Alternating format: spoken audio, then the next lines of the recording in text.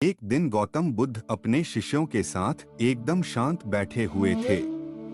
उन्हें इस प्रकार बैठे हुए देख शिष्य चिंतित हुए कि कहीं वह अस्वस्थ तो नहीं हैं। एक शिष्य ने उनसे पूछा कि आज वह मौन क्यों बैठे हैं, क्या शिष्यों से कोई गलती हो गई है। इसी बीच एक अन्य शिष्य ने पूछा कि क्या वह अस्वस्थ हैं, पर बुद्ध मौन रहे। तभी कुछ दूर खड़ा व्यक्ति जोर से चिल्लाया, आज मुझे सभा में बैठने की अनुमति क्यों नहीं दी गई है। बुद्ध आंखें बंद करके ध्यान मग्न हो गए।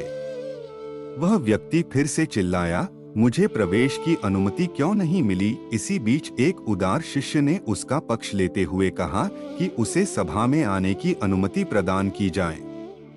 बुद्ध ने आंखें खोलीं और बोले, नहीं, वह अछूत है, उसे आज्ञा नहीं दी जा सकती। यह सुनकर शिष्यों को बड़ा आश्चर्य हुआ। बुद्ध उनके मन का भाव समझ गए और बोले, हाँ, वह अछूत है। इस पर कई शिष्य बोले, हमारे आश्रम में जात पात का कोई भेद ही नहीं, फिर वह अछूत कैसे हो गया। तब बुद्ध ने समझाया, आज वह क्रोधित होकर आया है। क्रोध से जीवन की एकाग्रता भंग होती है। क्रोधी व्यक्ति प्राय मानसिक हिंसा कर बैठता है। इसलिए जब तक वह क्रोध में रहता है तब तक अछूत होता है। इसलिए उसे कुछ समय एकांत में खड़े रहना चाहिए। क्रोधित शिष्य भी बुद्ध की बातें सुन रहा था। पश्चाताप की अग्नि में तपकर वह समझ चुका था कि अहिंसा ही मनुष्य का महान कर्तव्य व परम धर्म। वह बुद्ध के चरणों में गिर पड़ा और कभी क्रोध न करने का प्रण लिया।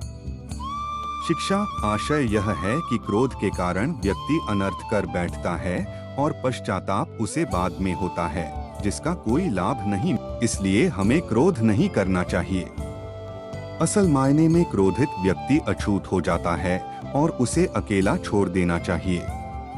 क्रोध करने से तन, मन और धन तीनों की हानि होती है।